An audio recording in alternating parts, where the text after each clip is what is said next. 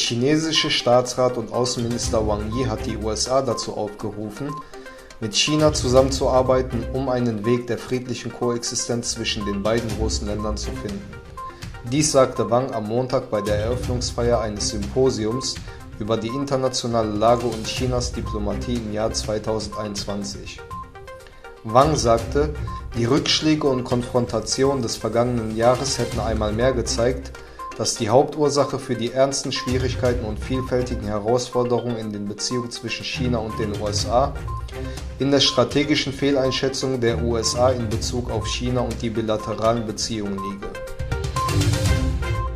Die chinesische Tennisspielerin Peng Shuai hat bestritten, gegen den ranghohen kommunistischen Parteifunktionär Zhang Gaoli den Vorwurf eines sexuellen Übergriffs erhoben zu haben.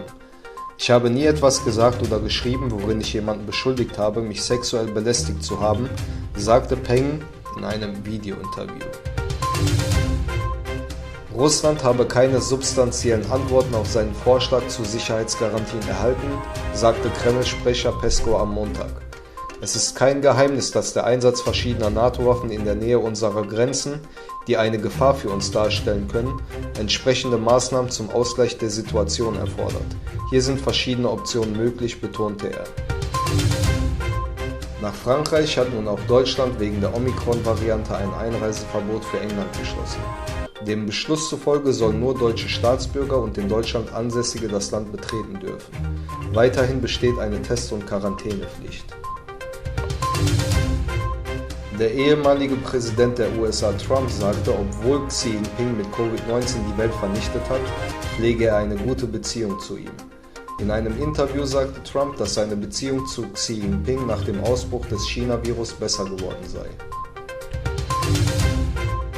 Die NASA hat jetzt ein rund 50-sekündiges Audiodokument veröffentlicht, das die Raumsonde Juno am 7. Juni dieses Jahres aufgenommen hat. Die Datei wurde aus Daten generiert, die die Sonde gesammelt hatte, als sie dem Jupitermond Ganymed mit gerade einmal 1038 Kilometern vergleichsweise nahe gekommen war. Tursunay Ziawudun erzählte, wie man sie zwang, eine Sterilisierungspille zu nehmen. 2017 wurde sie verhaftet und in einem Lager interniert. Sie berichtet, wie man dazu gezwungen wird, kommunistische Märsche zu singen oder den Islam als Religion zu leugnen. Aufgrund ihrer schlechten gesundheitlichen Verfassung wurde sie entlassen.